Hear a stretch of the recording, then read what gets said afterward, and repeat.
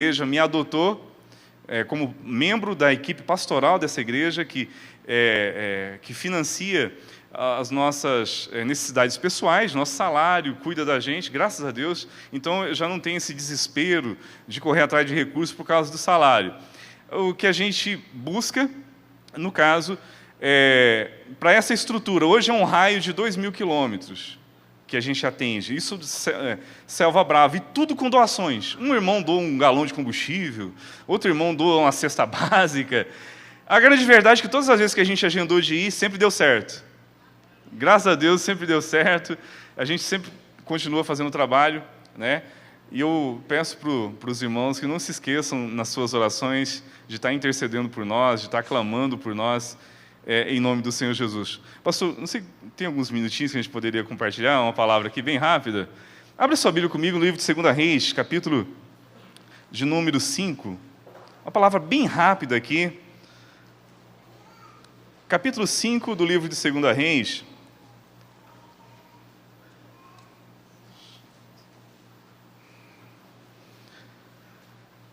Você crê que Deus vai falar ao teu coração neste momento? Amém? Mantenha a sua Bíblia aberta após a leitura, para você estar acompanhando aqui. Quero compartilhar com você o que Deus colocou no meu coração, para compartilhar com você nessa manhã. Capítulo 5 do livro de 2 Reis, uma reflexão aqui bem rápida. A partir do versículo de número 1. A palavra do Senhor diz assim: Naamã, comandante do exército do rei da Síria, era grande homem diante do Senhor e de muito conceito, porque por ele o Senhor dera vitória à Síria, e era ele herói de guerra, porém leproso. Saíram tropas da Síria e da terra de Israel, levaram cativo uma menina, que ficou a serviço da mulher de Naamã. Disse ela à sua senhora: tomara o meu senhor estivesse diante do profeta que está em Samaria, ele o restauraria da sua lepra. Então foi Naamã e disse ao seu senhor: assim falou a jovem, que é da terra de Israel. Respondeu o rei da Síria: vai e anda, enviarei uma carta ao rei de Israel. E ele partiu e levou consigo 10 talentos de prata, 6.000 siclos de ouro, 10 vestes festivais. Levou também ao rei de Israel uma carta que dizia: logo em chegado a ti esta carta, saberás que eu te enviei Naamã, meu servo, para que cures da sua lepra. Tendo lido o rei de Israel a carta, rasgou as suas vestes e disse: acaso sou Deus, com o poder de tirar a vida ou de dá-la, para que este envie a mim um homem, para eu curá-lo de sua lepra? Notai, pois, e vede que procura um pretexto para romper comigo. Ouvindo, porém, Eliseu, homem de Deus, que o rei de Israel rasgara as suas vestes, mandou dizer ao rei: por que rasgaste as suas vestes? Deixa-o vir a mim, e saberá que há profeta em Israel. Amém? Louvado seja o nome do Senhor, que Deus aplique a sua palavra no nosso coração. Irmãos, note uma coisa. Deus, como dizia o próprio Senhor Jesus, numa certa ocasião ele falou assim: o meu pai trabalha até agora e eu também. Deus é um Deus que não deixa de trabalhar, que não para de se mover, não para de agir. O propósito dele, como diz no livro de Timóteo, capítulo 2, verso 4, que a vontade de Deus é que todo homem se arrependa e que chegue ao pleno conhecimento da verdade. Deus não deixa de trabalhar. Esse é o maior projeto de Deus na terra, pode acreditar. O maior projeto de Deus na terra é a salvação do homem. E Deus não deixa de trabalhar em momento algum. O mesmo Espírito Santo, que é o gestor, é o gerente da obra, ele que distribui dons, ele capacita, ele que chama, ele que conduz a obra, fica muito claro isso em Atos dos Apóstolos. Esse mesmo Deus, a Bíblia diz que genuinamente naquele cristão que é convertido genuinamente a Cristo, esse Espírito Santo habita dentro dele. O Espírito Santo habita dentro de você, irmãos. É o mesmo Espírito que é o gestor da obra. Esse Espírito, ele não deixa de trabalhar, ele não deixa de se mover, ele trabalha o tempo todo. Para mim, eu acredito que a única dificuldade é a nossa percepção. A gente é que deixa de perceber para onde o Espírito está soprando, o que ele está querendo fazer, o que ele está querendo mover. Ele é extremamente estratégico, e trabalha com todos os elementos que cerca uma vida que é convertida. Uma vida que é convertida, onde ela está, o Espírito Santo está lá, porque o Espírito Santo habita dentro de um convertido. Então, o Espírito Santo, que é gênio em matéria de inteligência, obviamente, ele trabalha usando todos os elementos que circula a vida de uma pessoa que é convertida. Todos os elementos circunstanciais, culturais, elementos da situação vivida naquele momento, ele se aproveita, no bom sentido da palavra, até daquilo que está acontecendo ao redor da vida daquela pessoa, ou o que está acontecendo aonde essa pessoa mora. Ele trabalha com todos os elementos que circulam a vida de uma pessoa. Ele é extremamente estratégico, extremamente inteligente. Extremamente. Às vezes o que falta é a gente captar esse mover do Espírito. E a primeira coisa que eu quero compartilhar com você é o seguinte: entenda de uma forma radical, que aonde você está, Deus quer fazer alguma coisa ali. Não é exagero, não é fanatismo, não é radicalismo. Aonde você está, Deus quer fazer alguma coisa ali. Você não está lá à toa. Eu estou incluindo trabalho, aonde você tem seu lazer, aonde você mora, as pessoas com quem você convive. Pode acreditar, Deus tem sempre alguma coisa para fazer ali. A coisa mais prazerosa que existe para a vida de um ser humano, eu fui descobrir esse sentimento só depois de tanto tempo. Sabe, a vida seria muito chata demais, muito tediosa, se a nossa missão aqui nessa terra se resumisse apenas em você sobreviver.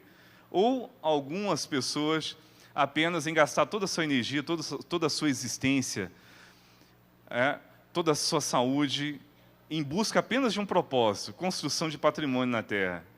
Irmão, isso é chato demais, na boa.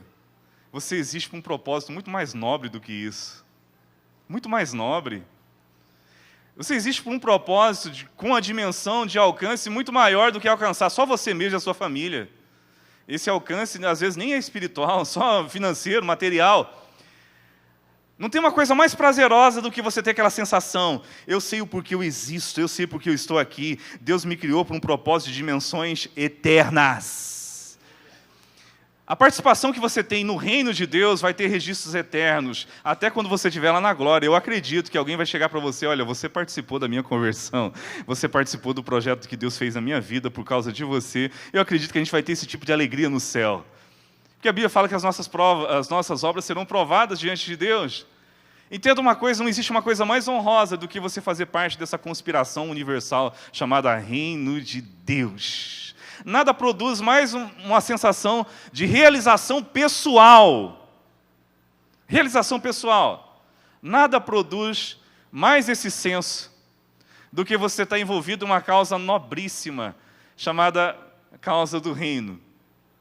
Essa história diz o seguinte: essa menina que morava na casa de Naamã, segundo os pesquisadores, diz o seguinte, que dos confrontos entre a Síria e Israel, que a Síria venceu, era assim: quando uma nação vencia, levava os escravos, pessoas para serem escravos quando havia um interesse. Essa menina era judia, morando em território pagão, na casa de Naamã. Segundo os pesquisadores, uma teoria que eu acredito, há quem diga que teria sido Naamã o próprio homem que assassinou toda a sua família. Olha que coisa interessante. E ela morando na casa de Naamã como empregada doméstica, né? Creio que todos sabem aqui que o escravo não tinha valor nenhum. Quando a pessoa ia comprar um escravo, ele ia na feira, nos tempos antigos, e analisava o escravo se era bom, se era ruim, olhava a dentição do escravo, comprava como se comprasse cavalo, e levava para sua casa. O escravo não tinha palavra, nem sequer tinha nome, e não tinha direito à voz. Só que a situação era meio complicada. O camarada estava com uma lepra em estágio avançadíssimo, estágio terminal. Segundo os pesquisadores, a lepra, quando estava em estágio avançadíssimo, era tão grave que começava a cair os pedaços de carne da pessoa. Tanto é que havia os leprosários. Uma pessoa pegava a lepra, ela era extinguida, ia morar nos leprosários. E a Bíblia diz que esse homem estava num estágio avançadíssimo da sua lepra, um estado crítico. E você sabe que quando uma família está enfrentando enfermidade, seja ímpia, ateia, né, seja lá o que for, a pessoa fica frágil emocionalmente e faria qualquer coisa para a pessoa ser curada. Essa menina estava vivendo dentro desse contexto. Em uma dessas ocasiões, ela chegou para a esposa de Naamã e falou assim: que pena que Naamã não pode ir lá na minha terra, porque certamente ele seria curado. Você pode perceber que ela usou uma expressão firme: ele seria curado. Quando a esposa de Naamã ouviu essa ideia, correu para Naamã e compartilhou. Naamã, por sua vez, foi até o rei. No que ele compartilhou com o rei, imediatamente o rei preparou uma porção de ouro, uma porção de prata, preparou uma porção de roupas chiques ali, vestes festivas, e preparou uma carta escrita com o próprio punho e assinada, selou essa carta e falou: vai lá até Israel, vai atrás da sua cura. Quando chegou para o rei de Israel, contando a situação, o rei leu a carta, essa carta fundamental, talvez fosse mais importante do que os presentes, talvez não, com certeza, porque era a carta de um monarca, era um documento que dava a ele legalidade de entrar num território estrangeiro. Quando chegou para o rei, ele leu a carta, o rei interpretou mal, rasgou as suas vestes, ele está caçando um pretexto para quebrar a sua aliança comigo. Eles tinham um acordo de paz, né? E está procurando uma maneira de quebrar o seu acordo comigo. Agora veja bem, Deus costurou um propósito lindo, maravilhoso que Ele queria fazer, tanto é que está registrado na Bíblia até hoje, e até hoje nos edifica essa história, né? Deus tinha algo para fazer, e eu quero aprender com você junto aqui, como que Deus geralmente manobra a gente quando Ele quer realizar um propósito. Que tipo de condução Ele faz com a gente? O primeiro é sobre a sua questão estratégica. Você precisa acreditar ao pé da letra que o lugar que você está, a circunstância que você está vivendo, ela é perfeita para Deus fazer alguma coisa ali. Eu me lembro quando minha mãe faleceu, quando ela estava lutando contra a morte ali, agonizando ali em Goiânia, e eu jejuei durante 9 dias para que Deus curasse a minha mãe. E não dormi durante esses dias, eu com meu pai, um dia de madrugada, uma enfermeira entrava e saía, tal, do quarto. E eu percebi que tinha alguma coisa diferente, mas tudo que eu não queria fazer, eu não queria nenhum outro assunto, só estava pensando na minha mãe naquele momento. Uma hora ela entrou e puxou o assunto com a gente, isso já era de madrugada, puxou o assunto, e num dado momento eu comentei com ela: no Deus que eu creio, se Ele quiser, levanta minha mãe na hora que Ele quiser. Tem poder para isso. Ela olhou, arregalou os olhos, puxou aquela escadinha de subir na maca, sentou, e eu gostaria que você falasse disso para mim. Aí, tudo que eu não queria naquele momento era falar de nada para ninguém. Falei: meu Deus, eu estou precisando de alguém que venha aqui para me consolar, orar por mim. Só que vocação não é o que você faz, é o que você é. Não tem jeito. Aí eu me vi obrigado a falar para ela de Jesus, juntamente com meu pai. Naquela madrugada ela aceitou Jesus, entregou a vida para Deus, está servindo a Deus até hoje. Entende? Deus trabalha com as circunstâncias, trabalha com o momento, com o contexto, com o lugar. Ele é extremamente estratégico. Quer ver você arrumar uma confusão, no bom sentido da palavra? Comece a orar assim: meu Deus, eu sei que o Senhor tem alguma coisa para fazer onde eu estou, onde eu vivo, onde eu moro, onde eu trabalho. Eu sei que o Senhor tem alguma coisa a fazer, me mostra, me conduza. Você vai arrumar uma confusão, no bom sentido da palavra. Não estou falando daquelas loucuras de você forçar situações, que hoje em dia está assim, as pessoas estão tão carentes de Deus, que ela chega a te procurar, chega a pedir ajuda para você. Hoje em dia está assim, você nem precisa forçar mais. Apenas coloque isso na direção de Deus. Eu sei que aonde eu estou, eu sei que as pessoas com quem eu tenho contato, o Senhor tem alguma coisa para fazer na minha vida, e você vai perceber que Deus vai te usar para um propósito maravilhoso, lindo, de dimensões eternas. Deus usou uma posição estrategíssima em um território pagão. Uma menina na condição de escrava, morando num lugar mais estratégico ainda. Estava na casa de um chefe de Estado, um camarada que era líder de guerra, respeitadíssimo pelo seu rei. Respeitadíssimo, estava no local estrategíssimo. Tem várias pessoas que têm profissões que te dão privilégios que a gente como pastor não tem. Pessoas aqui que têm profissões que te dão acesso que um pastor não tem, que te dão privilégio, que te abre portas que outra pessoa não tem, que só você tem. Você está lá porque Deus quer fazer alguma coisa na sua vida, em nome do Senhor Jesus. Eu creio nesse mover profético, nesse agir do Espírito Santo, de que Deus vai realizar a partir desse momento. Você abrir o seu coração, apenas perceba isso, que Deus é extremamente estratégico. A outra coisa, bem rapidinho aqui para a gente refletir, a outra coisa que eu vejo nessa história é que o outro elemento para que Deus execute um propósito, veja bem, essa menina provavelmente estava na casa do seu algoz. Se não era algoz diretamente, de acordo com os pesquisadores, teria sido Naamã, o cara que assassinou a sua família, mas Naamã, na melhor das hipóteses, teria sido o homem que ordenou fazer isso, que ele era chefe de guerra, principal líder. Ela morando na casa do seu algoz, na condição de escrava, o homem que tinha matado toda a sua família, essa menina ainda teve a nobreza de ter um sentimento altruísta ainda, na boa. ainda se preocupou com a saúde do camarada que provavelmente teria sido seu algoz. Pensa, que coisa até bizarra. Na boa, talvez muitos de nós, nessa situação, teria falado assim, meu Deus, mata o resto, o cara já está podre mesmo, matou a minha família, você está louco, a lepra já está comendo, que como o resto, né? Talvez muitos de nós teriam esse posicionamento, né? A menina ainda teve a capacidade de se preocupar com o camarada ainda, teve a capacidade. Sabe o que eu percebo? Esse é o principal elemento para que a gente consiga fazer alguma coisa para Deus. Sabe aquele senso de amor ao próximo, aquele desejo de querer ser bênção na vida dos outros? O Senhor Jesus, movido por íntima compaixão, o escritor usa essa expressão, olhou para a multidão e falou assim, ó, na verdade a seara é grande, são poucos os ceifeiros. A palavra compaixão, talvez você saiba a definição técnica, né, etimológica da palavra, significa paixão com. Resumindo, é a pessoa que tem a capacidade ainda de sentir a dor do próximo. Você passa a ver alguém em sofrimento e você ainda consegue sentir a dor que o outro está sentindo. E Jesus falou, movido por íntima compaixão, a seara é grande, são poucos os ceifeiros. Entenda uma coisa, isso é um sentimento que virou raro hoje em dia, virou raro.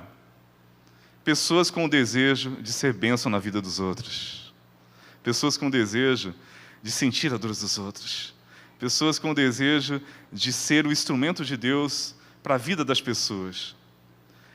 Olha, na boa, nós vivemos num mundo extremamente maldoso, perverso. A gente vê que até mesmo a bondade está sendo usada com fins egoístas. Um escritor dizia o seguinte, um escritor chamado Filipenses, falava assim, que ninguém pratica tão bem o mal quando ele usa o bem para fazer isso. Mas como assim? Você vê ONGs de fachada, né, sendo fundados para arrancar dinheiro. Você vê igrejas, as pessoas usando o evangelho para arrancar dinheiro, para enriquecer, para extorquir os outros. Só que a esperança que eu tenho, eu sou sincero, a esperança que eu tenho, que se tem um povo nesse mundo que ainda tem a capacidade de ter misericórdia pelo próximo, esse é o povo de Deus ainda. O mesmo Deus que sacrificou a sua vida, derramando o seu sangue na cruz do Calvário, Ele habita no coração daquele que é verdadeiramente convertido, Ele é amor em essência. E se esse Deus habita em você, você tem essa capacidade de ter misericórdia do próximo. Talvez só está precisando deixar se levar. Espírito Santo, conduza, faça a tua vontade, faça o teu querer, não tenha medo disso, porque é prazeroso, é maravilhoso.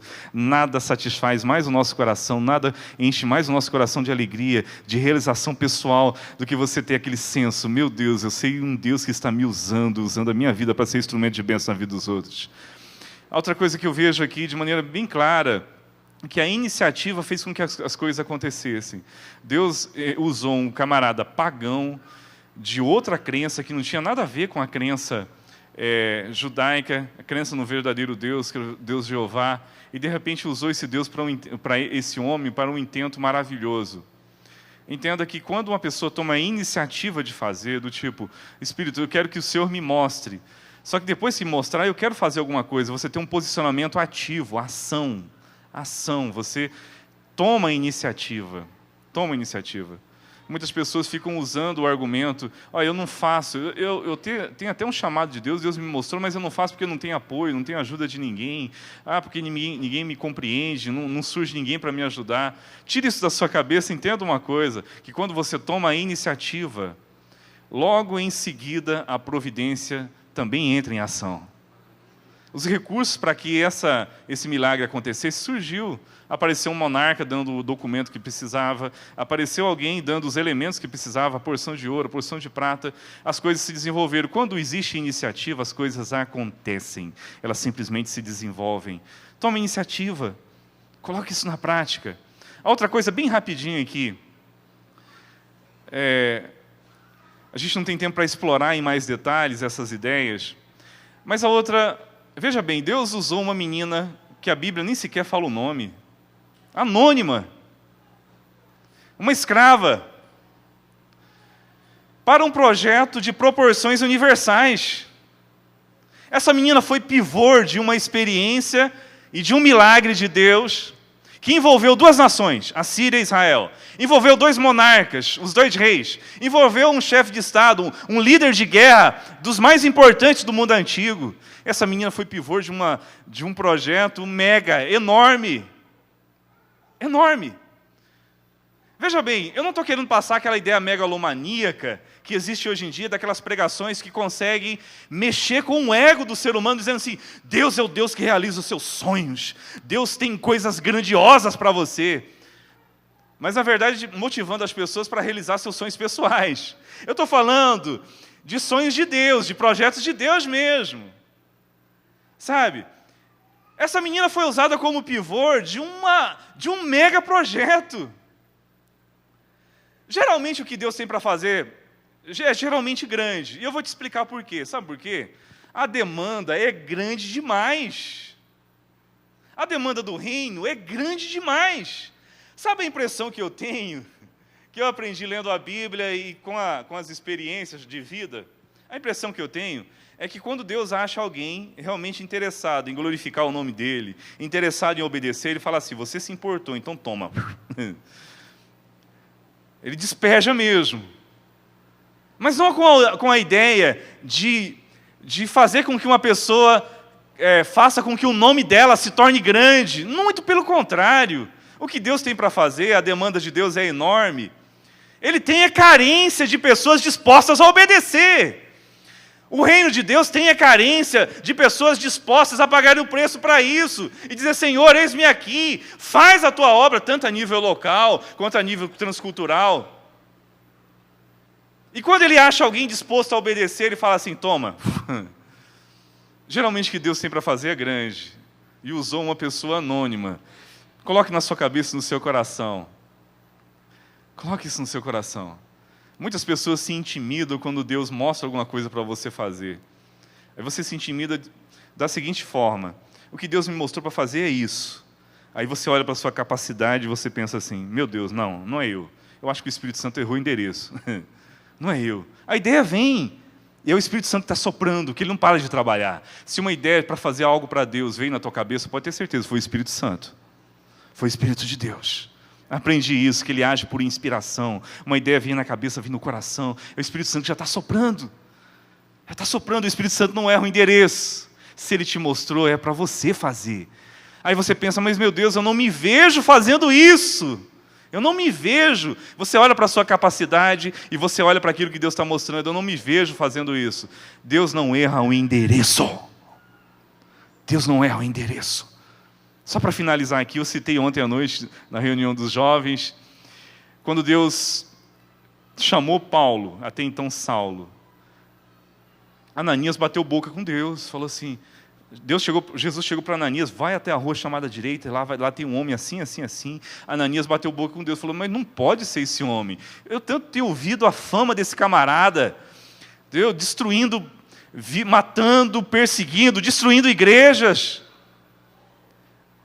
E Ananias foi lá meio que relutante, batendo boca com Deus. Do tipo assim, Senhor, você tem certeza que é esse mesmo? Foi lá, orou, foi usado como instrumento de Deus para a vocação de Paulo. Ananias enxergava um assassino, enxergava um homem que estava perseguidor do Evangelho. Só que Deus, lembra o que Jesus falou para Ananias? Quem se lembra? Vai, porque ele é para mim um vaso escolhido, o homem que eu tenho chamado para ser minha testemunha entre os gentios. E eu lhe mostrarei o quanto importa sofrer pelo meu nome. Deus já estava enxergando lá na frente, não somente o que Saulo era, mas o que ele ia se tornar. O que ele ia se tornar? Ananias ficou na bronca, porque Ananias enxergava um assassino, Deus enxergava o grande homem que se tornou um grande pregador do Evangelho. Entenda uma coisa, Deus sabe quem você é e sabe até onde você pode chegar. Ele não erra o endereço, não tenha medo. Ele não erra o endereço. Vamos colocar em pé nesse momento, em nome do Senhor Jesus. Aleluia. Aleluia. Feche seus olhos comigo. Espírito Santo, sopra neste lugar. Espírito Santo, revela propósitos. Revela projetos maravilhosos, lindos, que tu tens para fazer. Revela, Espírito Santo, na tua dinâmica, na tua inteligência absurdamente grande, infinita. Revela, Espírito Santo. Revela. Deixa de maneira clara em cada coração, em cada mente, aquilo que o Senhor tem para fazer, está por fazer e vai fazer em nome do Senhor Jesus. Tira todo o medo, todo o bloqueio, dúvida, insegurança, seja lá o que for. Tira, papai. Desobediência, tira. Pai. Espírito Santo. Espírito Santo. Oh, aleluia. Tu és lindo.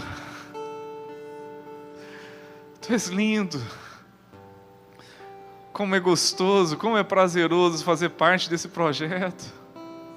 Como é gostoso, como é bom ter um senso de existência, um conceito no nosso coração, na nossa mente, e ser movido por esse conceito de que eu existo para um propósito realmente, de que a minha vida é uma peça, no bom sentido, usada por Deus, para a execução desse propósito maravilhoso. Instrumentos na mão de Deus. Aleluia! Se essa palavra tocou o seu coração e você gostaria de se dispor para Deus, eu não vou te chamar aqui para vir para frente não, para a gente ganhar tempo. Só mantenha a sua mão direita erguida, eu vou orar com você. Eu quero orar pelo propósito de Deus na sua vida. Eu quero orar. Se essa palavra tocou o teu coração e você quer se dispor, Espírito de Deus, visita agora cada uma dessas pessoas que aceitou esse desafio, papai. Visita agora. De repente, pessoas que o teu Espírito já mostrou para ele o que ele tem que fazer. Ele tem se intimidado, tem ficado com medo, tem se acovardado, tem ficado na desobediência. Meu Deus, quebra isso agora em nome do Senhor Jesus. Meu Deus, que definitivamente hoje seja o ponto de partida para a execução de muitos propósitos que o Senhor tem em várias vidas aqui. Papai maravilhoso, que a execução desses propósitos venha abençoar a vida dessa igreja, desse ministério. Em nome do Senhor Jesus, confirma, sela. Eu posso ver pelos olhos da fé vários ministérios surgindo, mas ministérios para abençoar a igreja local. Que venha ser uma bênção na vida dessa igreja. Manifestação de dons, de habilidades. Aleluia! Sopra Espírito de Deus, despertando o potencial que só o teu povo nessa terra tem de amar o próximo, de se importar com o próximo e de amar as pessoas incondicionalmente. Oh, aleluia! Aleluia! Em nome do Senhor Jesus. Vamos aplaudir o nome do Senhor neste momento. Glória a Deus. Aleluia. Aleluia. Glória a Deus.